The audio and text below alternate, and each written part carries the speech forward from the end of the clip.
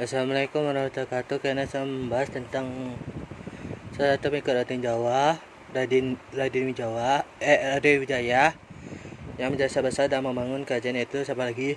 Langga Lawe. Langga Lawe ini belum diketahui kapan beliau lahir.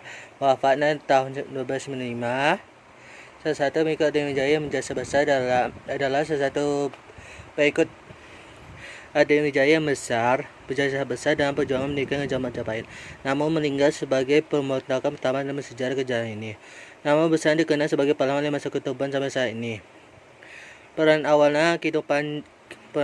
beliau adalah Kido Panji Wijaya Krama dan Kido Ranggalawe yang membuat Ranggalawe sebagai putra Arya Wiraraja Bupati Sungenap. Ia sendiri bertempat tinggal di Tanjung yang terletak di Pulau Madura sebelah barat. Sekitar pada tahun 1992, Ranggalawe dikirim ayahnya untuk membantu Raden Wijaya untuk membuka Hutan Tarik sebelah barat Tarik Sidoarjo sekarang, menjadi sebuah desa pemukiman bernama Majapahit. Konon nama Ranggalawe sendiri merupakan pemberian Raden Wijaya karena berkaitan dengan pengindahan 27 ekor kuda dan sembawa sebagai kendaraan perang Raden Wijaya dan para pengikutnya dalam perang melawan Jaya Katuang. Raja Kediri juga mengingati Rangga berarti kesatria, pegawai kerajaan.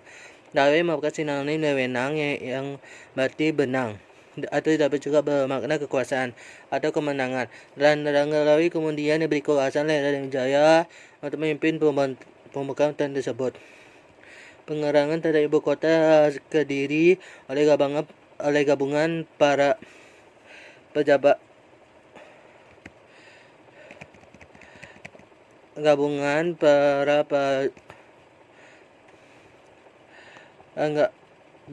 dari ibu kota Kediri oleh gabungan pasukan Majapahit dan Mongol terjadi pada tahun 1293.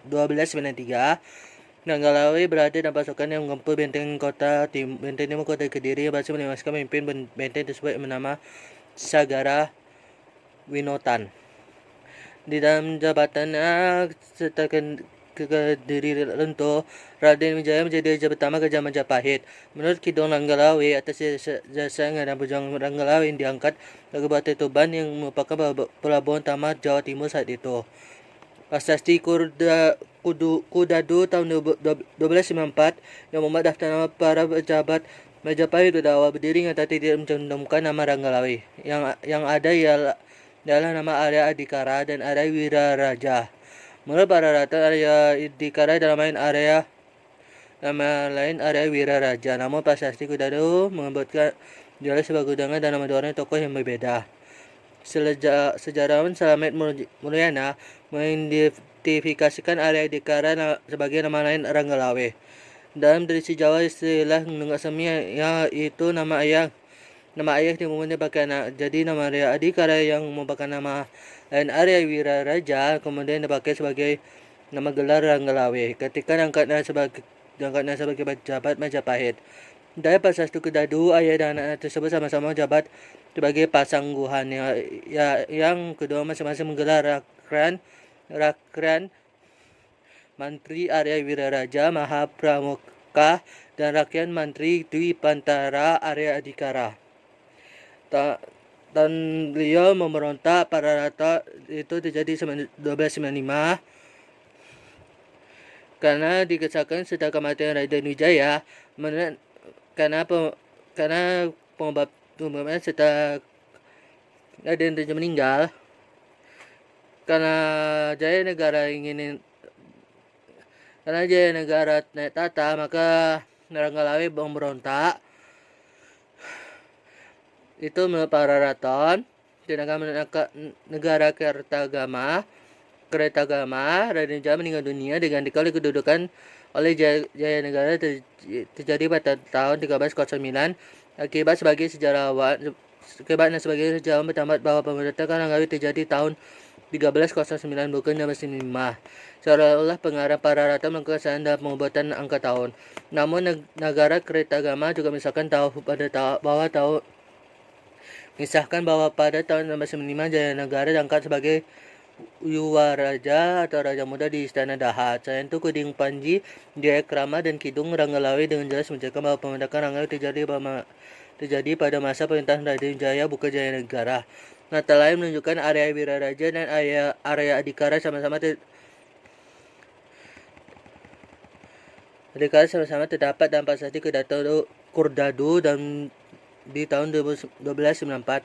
Namun kemudian sama-sama tidak terdapat lagi prasasti Sukamreta tahun 1296 di Tanah Bahaya di Kara Alisan Ranggalawe. Kemungkinan besar meninggal pada tahun 1295, sedangkan area Wiraraja diduga menekan diri dari pemerintah setelah kematian anak itu. Jadi kematian Ranggalawe terjadi pada tahun 1295. Ketapatan dan mengangkatan Jaya Negara Putra Dewi Jaya sebagai Raja Muda. Dalam harap ini perapatan tidak melakukan kesalahan yang membuat tahun dengan saja salah menempatkan pembahasan peristiwa tersebut. Sementara itu negara Kertagama yang dalam banyak hal memiliki data akurat dibanding keberatan sama sekali tidak membahas mendakan Ranggalawe. Hal ini dapat dimaklumi karena naskah ini merupakan sastra pujian sehingga penulisannya yaitu Empu Prapanca misalnya tidak perlu menceritakan mendakan seorang pahlawan yang dianggap sebagai aib. Di dalam pertemuan, Pararaton mengisahkan ke Ranggalawe merontak terhadap kerajaan Majapahit karena ada seseorang pejabat licik bernama Mahapati. Kisah lebih panjang terdapat dalam Kidung Panji, Jayakrama, dan Kidung Ranggalawe. Perontakan tersebut dipicu oleh ketidakpuasan Ranggalawe atas pengangkatan Nambi sebagai kerakran Patih. Menurut Ranggalawe, jabatan Patih sebaiknya disahkan pada Lembu Sora yang dinilai lebih berjasa dalam perjuangan daripada Nambi. Ranggalawe yang bersifat memberani dan maksudnya suatu hari menghadap Raden Jaya di ibu kota dan rasa menuntut agar kedudukan Nambi digantikan Sora. Namun Sora sama sekali tidak menyetujui hal itu dan tidak mendukung Nambi sebagai patih. Karena tuntutan tidak dilakukan, Ranggalawe membuat kecewa di dalam istana. Sora kemudian menasihati Ranggalawe yang merupakan keponakan sendiri untuk minta maaf kepada raja, namun Ranggalawe memilih pulang ke Tuban.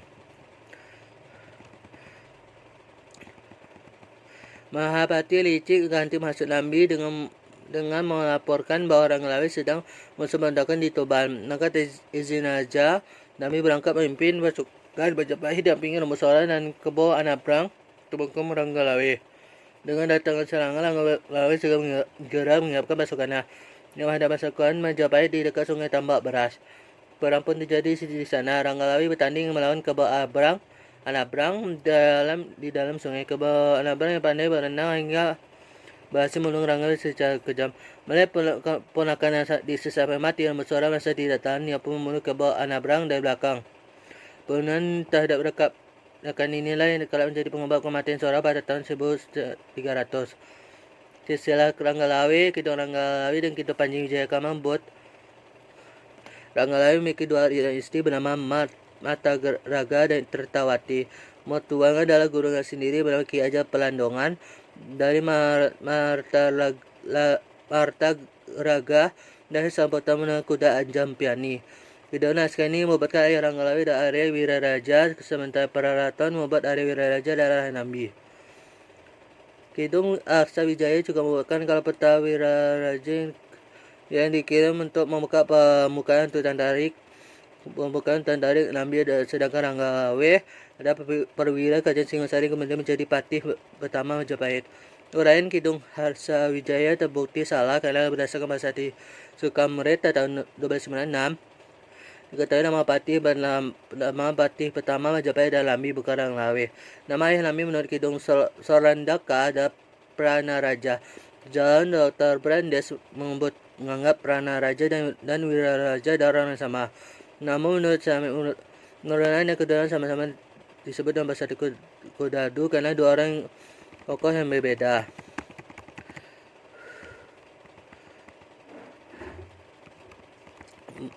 Menurut Samet Mulyana, Nambi adalah putra Pranaraja, sedangkan Ranggalawe putra Wiraraja. Hal ini ditandai dengan kemunculan area Wiraraja dan area Adikara dalam prasasti Kurdadu. Keduanya sama-sama menghilang dalam prasasti Sukamreta sebagian disinggung sebelumnya. Dalam versi Dorengingah, nama besar Ranggalawe upang melekat dan mengatakan bahasa Jawa, penulis syarat dalam mawulan atau syarat karenda mengenal dengan nama Ranggalawe, namun tidak mengetahui dengan pasti bagaimana kisah hidupnya. Nagaya pun menempatkan tokoh Ranggalawe hidup di zaman dengan Dama Wulan dan Menak Jingga. Dama Wulan sendiri merupakan tokoh bisi karena kesannya tidak sesuai dengan bukti-bukti sejarah, serta tidak memiliki prasasti pendukung. Dalam versi dongeng, Ranggalawe dikisahkan sebagai Adipati Tuban yang juga mangkap sebagai panglima angkatan perang Majapahit pada masa perintah Ratu Kencana Ungu. Ketika Majapahit diserang Menak Jingga, Adipati Balambangan, Ranggalawe ditugaskan untuk menghadangnya. Namun tersebut Menak Jingga tidak mampu menyerang Ranggalawe karena selalu terlindungi oleh payung pusakanya. Maka Menak Jingga pun lebih dulu membunuh abdi pemegang payung Ranggalawe menang Wong Supati, bahwa kemudian Ranggalawe dapat ditewaskan oleh Menak Jingga.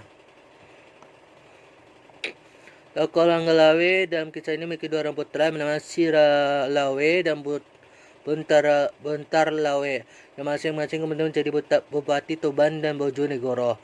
Sekian informasi saya. Apabila ada kesalahan atau berlama-lama, saya mau minta maaf karena saya lagi kurang enak badan. Assalamualaikum warahmatullahi wabarakatuh.